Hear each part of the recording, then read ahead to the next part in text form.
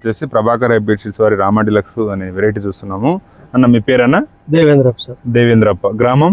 Peddakaduru sir. Peddakaduru. మండలం? Peddakaduru sir. Adoni area. ఎలా అనిపిస్తుంది అన్న మీకు ఈ రామ డిలక్స్? వెరైటీ బాగుంది సార్. ఇంతకు ముందు ఇదే కంపెనీ చేస్తున్నాం సూపర్ డిలక్స్, దానికంటే బాగుంది సార్. బాగుంది. ఏ విధంగా బాగుంది మీకు? కాయ కలర్ కానీ సార్, సైజ్ కానీ సార్, కాపు కానీ సార్ దగ్గరలో పడుతుంది, కాపు బాగుంటుంది సార్. ఓకే. తెగుళ్ళ పరంగా ఎలా ఉంది? తెగుళ్ళ పరంగా తట్టుకుంటుంది సార్. నల్లిని కూడా తట్టుకుంటుంది సార్, బూడిదని తట్టుకుంటుంది, నల్లిని తట్టుకుంటుంది, అన్ని రకాలు బాగుంది సార్.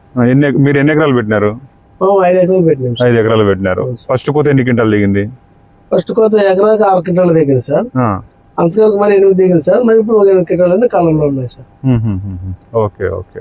సో మొత్తం మీద ఎకరాకి ఎన్ని క్వింటాలు రావచ్చు అనుకుంటున్నారు? 35 కాడికి వస్తుంది సార్. 35 కాడికి వస్తుంది సార్. ఈ సంవత్సరం ఈ సిచ్యువేషన్ లో ఈ క్లైమేట్ లో వచ్చిందంటే గ్రేడే సార్. ఏ వెరైటీ రాలే. ఓకే.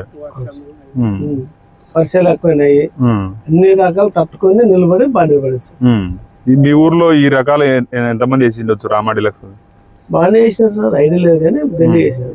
ఒక 50 నుంచి 60 ఎకరాలు అట్లా వేసి ఉండొచ్చు. మొత్తం మీద అందరు రైతులు ఎట్లా అంటున్నారు? అందరూ ఇదే మాట నన్ను ఎట్లా చెప్పి అట్లా చెప్పాను సార్. మాట్లాడతాం సార్, నాది బాగుంది నాది బాగుంది అంటున్నారు. ఇది వేసుకోదగ్గ వెరైటీ అంటారా? రైతు ఖచ్చితంగా వేసుకోదగ్గ వెరైటీ సార్. ఓకే. చూడండి, రైతు మాటల్లో విన్నారు కదా. ఈ రోజు తారీఖు వచ్చేసి 25/2/2026. ఈ టైంలో కూడా క్రాప్ చాలా గ్రీనిష్ గా ఉంది, దగ్గర కాపు ఉంది, తెగుళ్ళు చాలా తక్కువ. మార్కెట్లో హైయెస్ట్ రేటు ఇదే ఊర్లో 29,000 అమ్ముకొచ్చినాడు.